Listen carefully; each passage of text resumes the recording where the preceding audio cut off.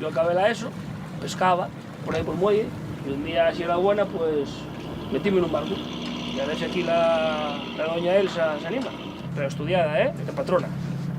Porque yo, por ejemplo, cuando decía que iba a ir a la mar, todo el mundo, es que es durísima. Y yo, sí, claro que es dura, pero a ver, yo tampoco veo a alemanes de 3 metros ir a la mar, ni echan rayos láser, son paisanos normales. Entonces, ¿por qué no vas a poder? No creo que haya trabajos para hombres ni trabajos para mujeres. Hay que ponerle ganas y actitud y ya está. De hecho, la guaja mía, en la escuela, tienen que enseñar yo lo que yo un poco la tierra y la mar.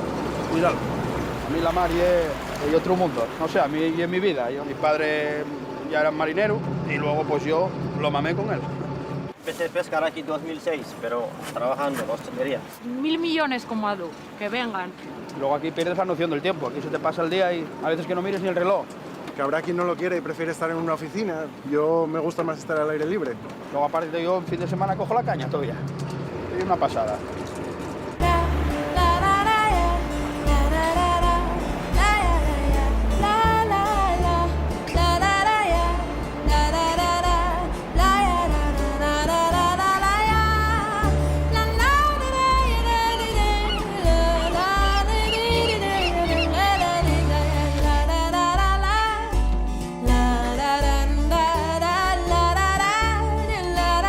Vas a ayudarme, ¿eh?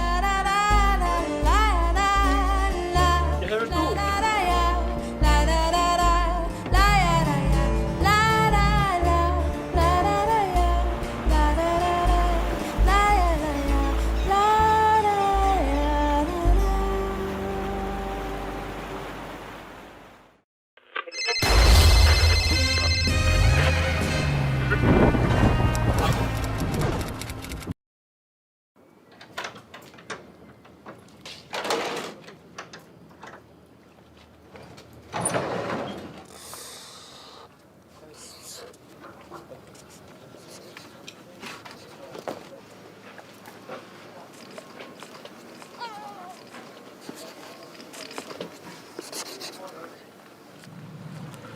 Yo acabé la ESO, pescaba por ahí por el muelle, y un día, si era buena, pues metíme en un barco. Y a ver si aquí la doña Elsa se anima. Pero estudiada, de patrona. Porque yo, por ejemplo, cuando decía que iba a ir a la mar, todo el mundo, es que es durísima. Y yo, sí, claro que es dura, pero a ver, yo tampoco veo a alemanes de 3 metros ir a la mar, ni echan rayos láser, son paisanos normales. Entonces, ¿por qué no vas a poder? No creo que haya trabajos para hombres ni trabajos para mujeres. Hay que ponerle ganas y actitud y ya está. De hecho, la guaja mía, en la escuela, tienen que enseñar yo lo que yo un poco la tierra y la mar.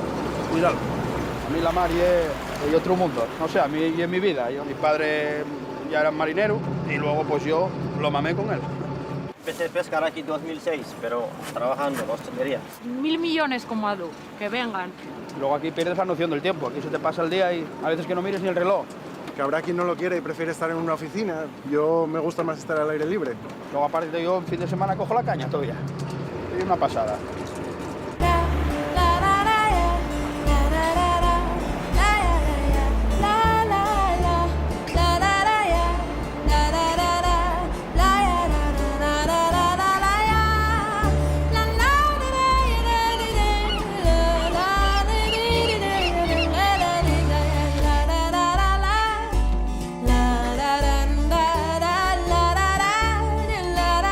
Vas a ayudarme, ¿eh?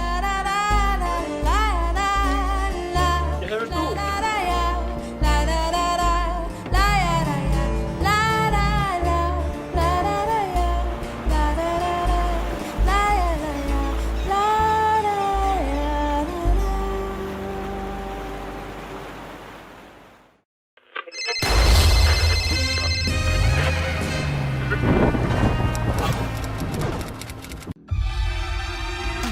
Subimos a lo más alto para llegar hasta ti.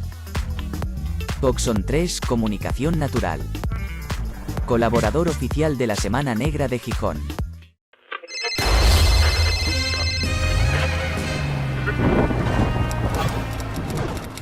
Bueno, muy buenas tardes a todos y a todas. Gracias al técnico, de verdad, de corazón. Los técnicos también tienen vejiga, es una cosa que hay que respetar.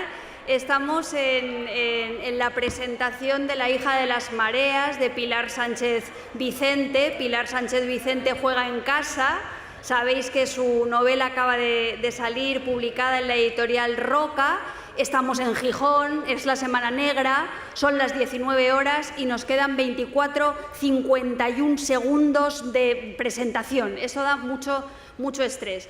Para empezar, a mí me gustaría agradecerle, por supuesto, su invitación a Ángel de la Calle y a todo su equipo negro, que es absolutamente maravilloso y siempre hay que decirlo, a Pilar por haberme elegido, a Chema y a Manuela, que es una amiga nuestra, por haber hecho de intermediaria entre nosotras, por haber afianzado vínculos, y desde luego a todos vosotras y a todas vosotros por haber venido aquí esta tarde. Al grano. La hija de las mareas es un libro absolutamente estupendo que habla de una mujer portentosa que no existió, pero que pudo haber existido en una época convulsa de nuestra historia.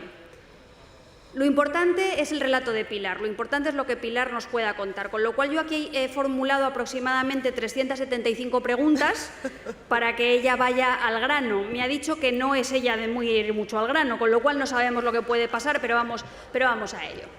En el siglo XVIII, la novela está fundamentalmente ambientada en el siglo XVIII, la educación, estas cosas que todavía seguimos reivindicando, el optimismo cognoscitivo, es decir, la confianza en que el saber sirve para que el mundo sea mejor, la idea de que el conocimiento puede conducir a la felicidad, eran conceptos muy importantes, tan importantes como el acceso de las mujeres a ese conocimiento y el acceso de las mujeres a las universidades. Entonces, mi primera pregunta para Pilar es ¿por qué contar esta historia, Pilar, tan dieciochesca en este primer tramo del siglo XXI? Bueno, creo que es una historia muy necesaria, para empezar porque es una época muy desconocida.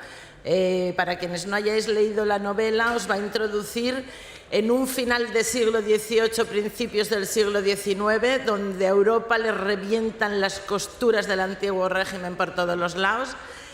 Y Andrea Carballo de Jovellanos es un perfecto exponente de ese momento del cambio de siglo y, sobre todo, como bien dices, de la guerra permanente que tienen las mujeres por el acceso a la educación. La novela yo creo que se sitúa en lo que damos en llamar el albur del feminismo. Antes de la primera ola del feminismo serán las sufragistas, cuando ya consiguieron la educación y entonces ya hartas de buenas palabras ponen bombas, ¿no?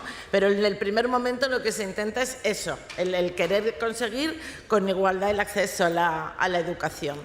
La protagonista de la novela se llama Andrea Carballo, su segundo apellido es Jovellanos, Andrea Carballo de Jovellanos. Si Andrea Carballo Jovellanos estuviera hoy en la Semana Negra de Gijón, porque ella es una mujer muy despierta, muy viva, llena de curiosidad, ¿tú por qué cosas crees que se interesaría Pilar y contra qué cosas crees que se rebelaría en el mundo en el que estamos aquí ahora mismo? Yo creo que estaría en una mesa, seguramente, habría conseguido su objetivo de ser escritora, de tener una imprenta, se alegraría muchísimo de ver un público mayormente femenino cuando en ese momento las mujeres estaban dentro de lo más esclavo del hogar, o bien en la calle, o bien encerradas en un convento, o bien vendiendo en los mercados. No tenían otros espacios, pero siempre bajo absoluto dominio del varón. Esto le encantaría, pero por otro lado, yo creo que miraría alrededor, cogería los periódicos porque era una mujer muy ilustrada, cogería las redes porque seguro que sabría manejarlas y diría, ya qué poco cambió la cosa, qué cantidad de peleas nos quedan todavía pendientes. Porque claro, ella sabe que hay muchos techos que romper, pero siempre piensas que detrás de ti vendrá quien los romperá y no volver a encontrarte pues, con situaciones como las que hoy nos encontramos muchas veces. Precisamente en la novela, todo lo que tiene que ver con las reivindicaciones de género y también las reivindicaciones del colectivo LGTBIQ+, Q, están presentes, aunque estemos hablando del siglo XVIII. Son sobrecogedoras en la novela todas las escenas de violencia sexual contra las mujeres, se narran partos y se narran partos como territorio legítimo de las ficciones y de la narrativa, y también se habla de que la menstruación de la protagonista, que es una menstruación dolorosa, condiciona su vida. Entonces, hay también escenas muy relevantes con personajes homosexuales, masculinos y femeninos. Es maravillosa la relación entre Andrea y un personaje que es Olympe de Gouges, el amor de Bernardina por Carmina, la ambigüedad sexual, el travestismo, el uso del disfraz como marca de la represión. Háblanos un poco, Pilar, de todo esto y del precioso encuentro, que a mí me parece uno de los momentos más bonitos del libro, entre Lia de Beaumont y esa teoría de que Shakespeare era una mujer. El hecho de que hace ya mucho tiempo, la novela histórica durante mucho tiempo fue un feudo masculino, donde los personajes debían ser personajes históricos y las verdades se basaban en unas verdades absolutas decimonónicas.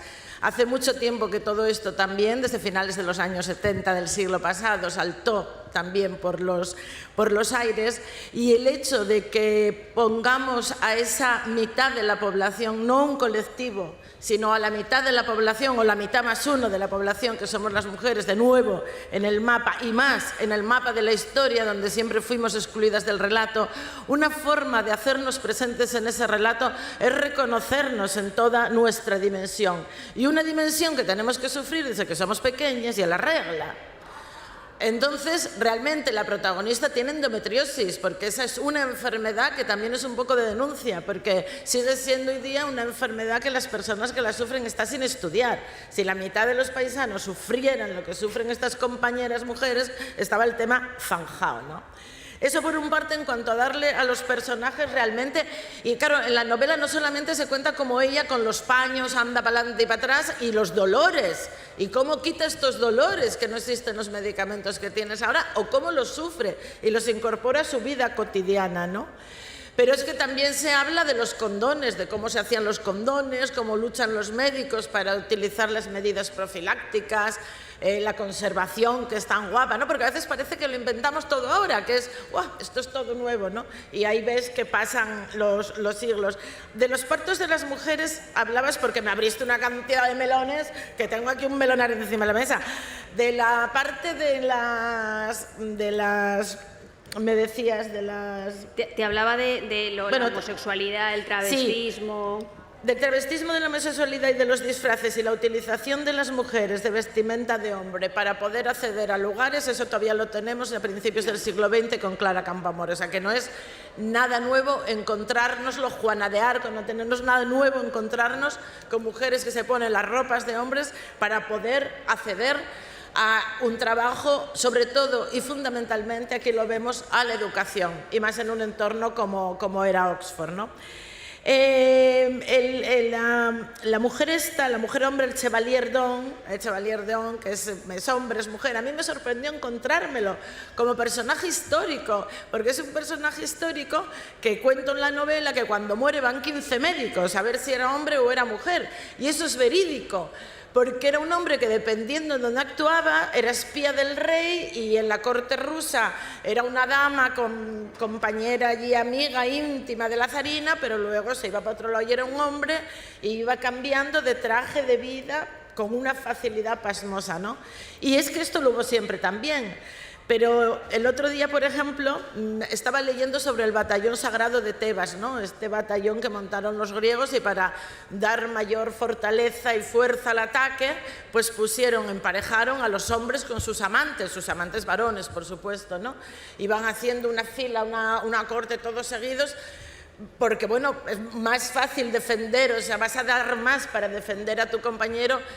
La homosexualidad en ese momento, por ejemplo, es algo absolutamente natural, ¿no? Sin embargo, si cogéis la Wikipedia, la nota que hace de era una compensación que Eros hacía por aquella desviación de tal, claro, eso es 300 años después. Siempre hacemos los relatos a posteriori, el capitán a posteriori, ¿no? Que aprendimos tanto sobre él en la pandemia. Entonces, esto es algo que evidentemente quería mostrar, sobre todo porque era realidad, era una realidad pasmosa en ese momento y en el actual no. Pero ahora lo que decimos, ese acceso a la educación en realidad no se consigue hasta principios del siglo XX con la ley Moyano, que permite por fin el acceso de las mujeres a la universidad, y eso no quiere decir que accedieran en plano de igualdad. De todos modos, ahí ya hay un factor, hay algo que está presente en la novela, que son también las tertulias literarias. Yo creo, siempre lo digo, que las mujeres no en vano el mundo de la literatura y el mundo de la lectura y el mundo de la escritura es tan sumamente femenino, porque históricamente, y no hace tanto, fue nuestra primera válvula de escape. Tú podías no tener derecho a la educación, podías no tener acceso a nada, a ningún trabajo, a ningún oficio, a nada, pero si en tu casa o en tu convento había una biblioteca y tú aprendías a leer, el mundo era infinito. Y si aprendes a leer, aprendes a escribir. Y las escritoras conservamos a Safos, conservamos a Hipatia, conservamos a las 4 que conservamos su nombre, pero no eran un exponente. Seguramente las conservaron a ellas y se perdieron otros tantos nombres en el camino. Bueno, como veréis, el conocimiento histórico de Pilar y la curiosidad de Pilar y la erudición de Pilar son absolutamente impresionantes, pero además no hay que olvidar que Pilar es una excelente narradora y una excelente escritora. Entonces, mi pregunta va un poco por ahí. Me gustaría que nos contaras un poco cómo trabajas en ese filo que para mí es muy difícil, que es el filo que separa la realidad de la ficción, y al hilo del trabajo con ese hilo en el que vas trenzando personajes reales, con personajes posibles, con personajes fantásticos. ¿Tú crees que la narrativa es una manera de endulzar la píldora de la historia, como diría Mary Poppins, o es el elemento histórico en el que a veces convierte en interesantes las narraciones literarias? O las dos cosas a la vez. Yo creo que la historia ya es sencillamente un relato.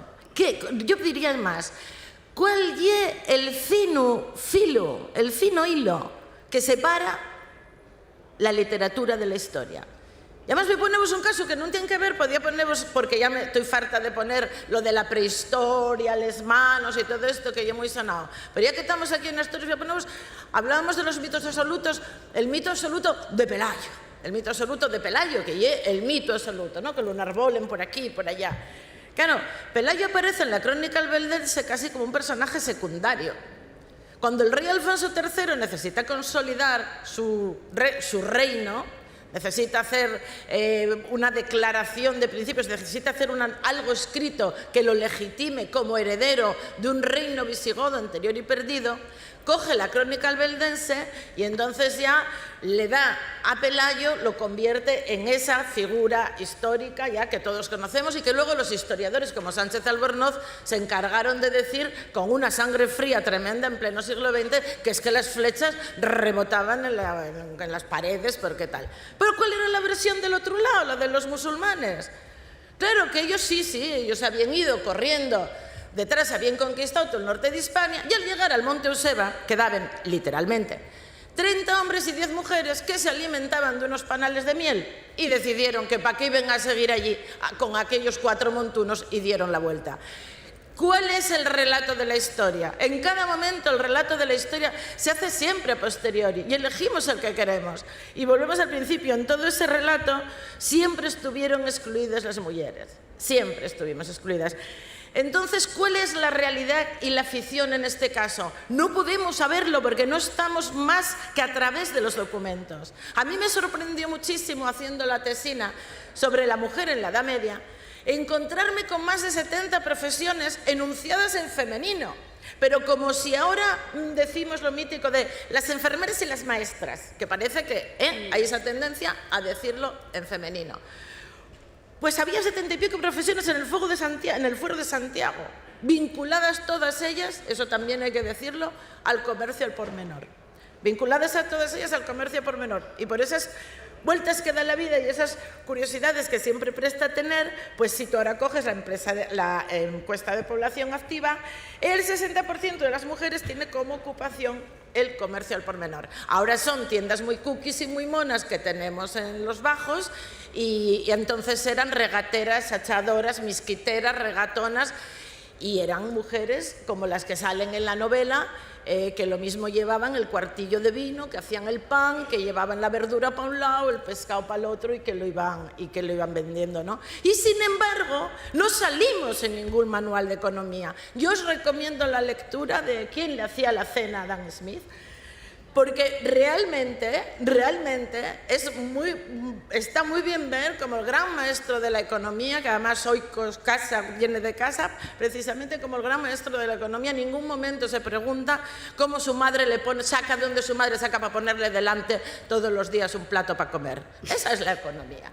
Ahí ese es el meollo de la cuestión. Bueno, ahora ha salido un libro maravilloso de Tilly Olsen, una escritora estadounidense, donde Tilly Olsen habla precisamente que las mujeres dedicadas a los cuidados de la casa y todas estas cosas es lo que de alguna manera frena la posibilidad de que se concentren en una gran obra, que puedan tener una trayectoria literaria larga, o sea, que el estar volcadas en los cuidados, en hacerle la cena a Adam Smith y en cosas como esas, es lo que las incapacita a veces para poder llegar a tener la categoría de Adam Smith, aparte de que se opaquen o se silencien sus relatos, que eso también.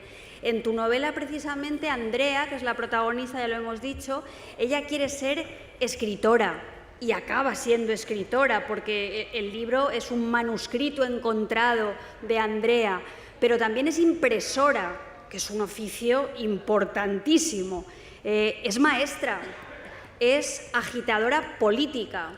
La madre de Andrea, que se llama Gloria, y su abuela Carola, y también su bisabuela, que estuvo presa, son mujeres vinculadas a los cuidados también a través del conocimiento de las plantas y de ciertas estrategias de sanación. Podrían haber sido perfectamente médicas, pero claro, la academia, las instituciones las puede reconvertir en brujas más que en médicas. Es muy bonito cómo abordas en el libro, cómo relacionas en el libro la posibilidad de que la literatura sane, la vinculación de las mujeres con oficios muy legítimos y muy respetables vinculados a los cuidados, a la sanidad, a la educación, y luego también eso, la sospecha de que la actividad de Andrea, que es una actividad política y cultural, ha sido ancestralmente masculina, ¿no? Entonces, creo que es muy hermoso cómo trabajas todo eso a través de estas 3, 4 generaciones de mujeres a lo largo del libro.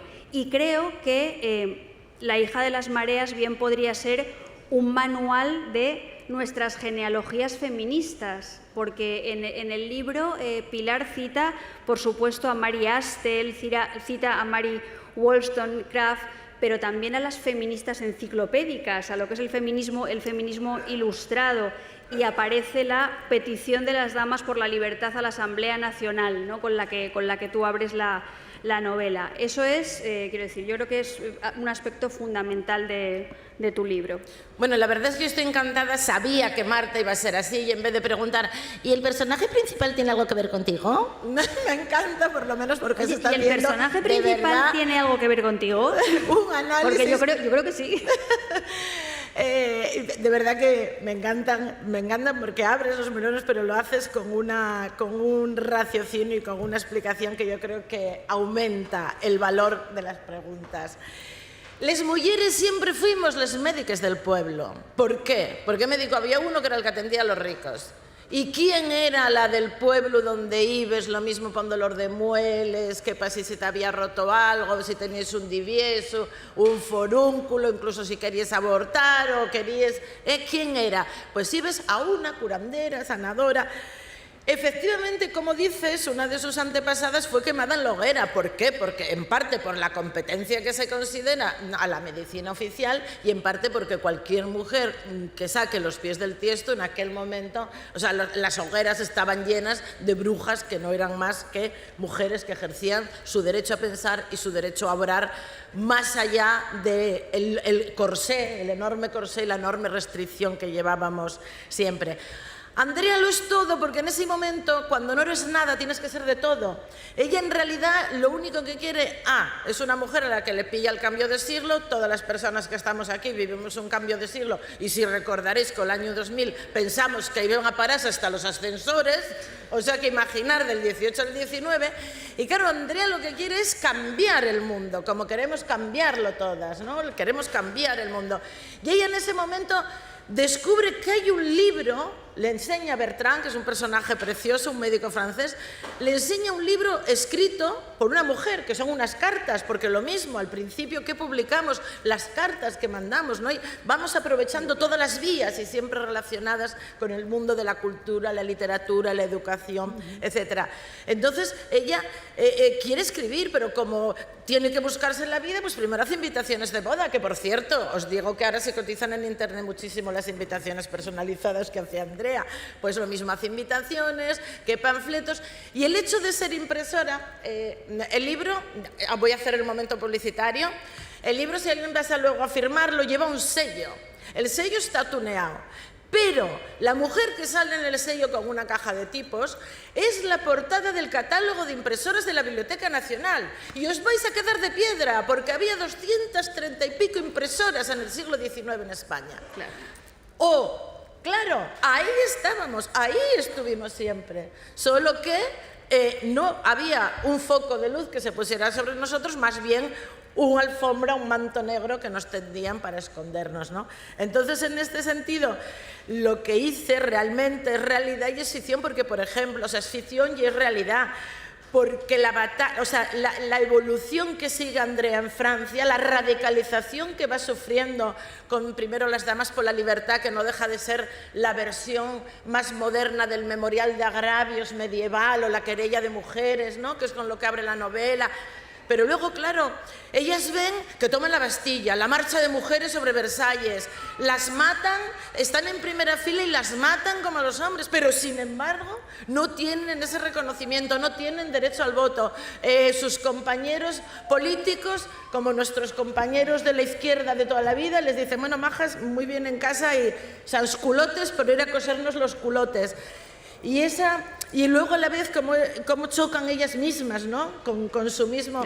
Claro, es que en realidad llevamos mucho tiempo con este mismo avance y ¡pum! Aquí te pongo el freno, retrocedo y vuelta para adelante, hombre, avanzamos. Pero ya cuesta, ¿eh? Bueno, yo creo que el entusiasmo con el que se comunica oralmente Pilar, el entusiasmo que transmite por las cosas que le interesan y por las cosas que le gustan, es el mismo que se percibe en su escritura.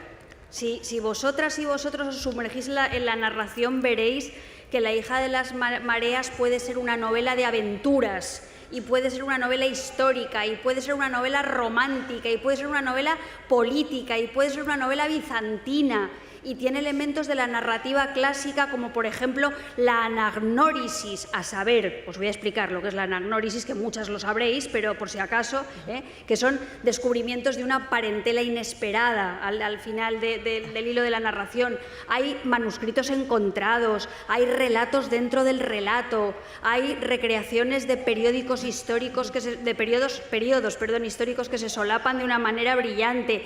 Sagas familiares marcadas por el misterio y el encantamiento, viajes, romances, una heroína valerosa, todo eso está dentro de la hija de las mareas, pues cosido de una manera razonable y de una manera seductora y de una manera que yo creo que es maravillosa.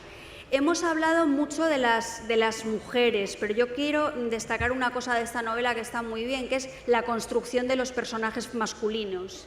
Aparecen unos personajes masculinos como son Bertrand o Tomás o Gaspar o incluso Felipe, que son personajes masculinos que no caen en un estereotipo brutal. Son hombres que escuchan. Son hombres que atienden, que están bien matizados psicológicamente, y creo que eso es un logro muy grande en un libro donde se ve tanta brutalidad sistémica contra las mujeres. Y por último, no me gustaría dejar de que Pilar comentara algo de la presencia de Asturias y de Gijón en este texto. Algo tienes que decir. Tienes 30 segundos. No tenéis ni idea, realmente, porque ni yo la tenía, hasta que te metes a bucear de lo que supuso la guerra de la independencia para Asturias, de lo que fue aquel periodo, el nacimiento de la Junta Suprema, incluso la figura de Jovellanos, con la que Andrea se encuentra con su padre a una edad ya tardía, que les permite dar paseos por el Arenal de San Pedro y poner en boga toda su filosofía. La hermana, doña Josefa de Jovellanos, la que fundó la escuela para niñas desfavorecidas, que presidirá Andrea, y llegamos al 00, tenemos ahí, no podemos seguir más. Muchísimas gracias por haber venido. Ahora es el momento de que vayáis a comprar el libro para que luego Pilar os lo firme con mejor caligrafía, si cabe, que la del personaje de su novela, que ya es muy buena. Muchas gracias a todos. Y el sello. Gracias.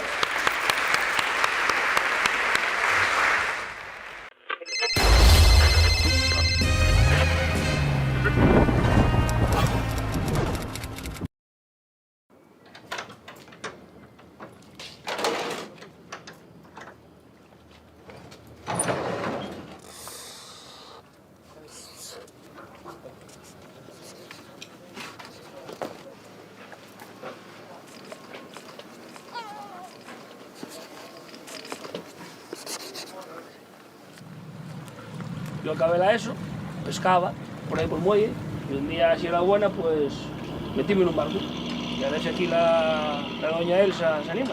Pero estudiada, de patrona. Porque yo, por ejemplo, cuando decía que iba a ir a la mar, todo el mundo, es que es durísima. Y yo, sí, claro que es dura, pero a ver, yo tampoco veo a alemanes de 3 metros ir a la mar, ni echan rayos láser, son paisanos normales. Entonces, ¿por qué no vas a poder?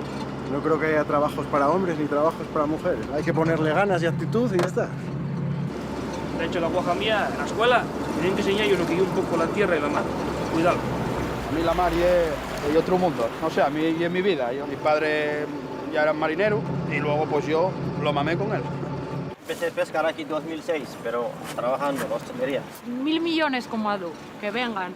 Luego aquí pierdes la noción del tiempo. Aquí se te pasa el día y a veces que no mires ni el reloj. Que habrá quien no lo quiere y prefiere estar en una oficina. Yo me gusta más estar al aire libre.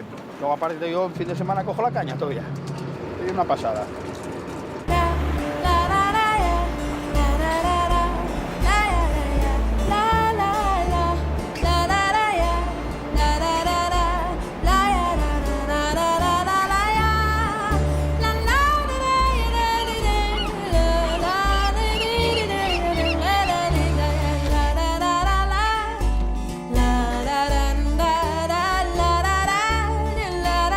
Vas a ayudarme, ¿Ya sabes tú?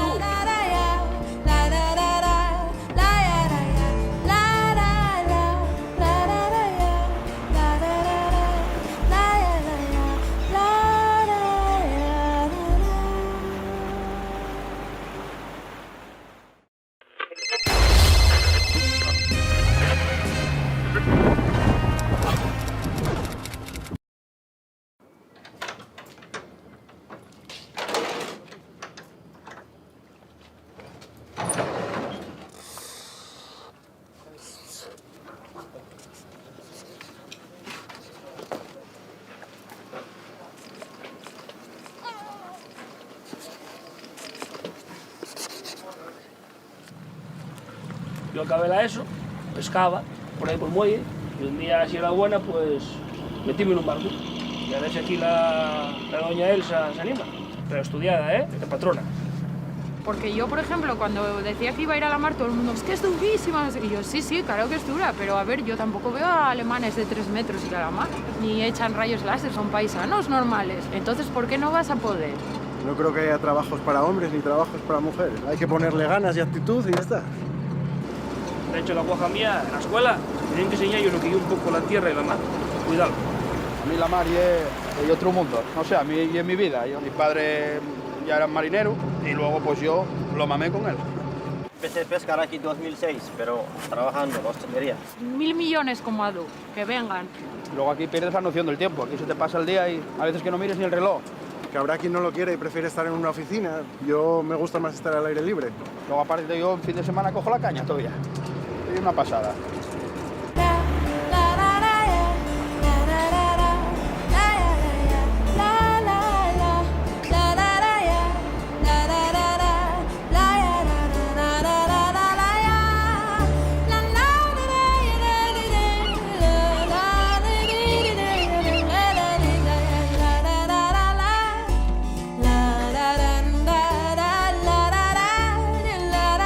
Vas a ayudarme, ¿eh? ¿Ya sabes tú?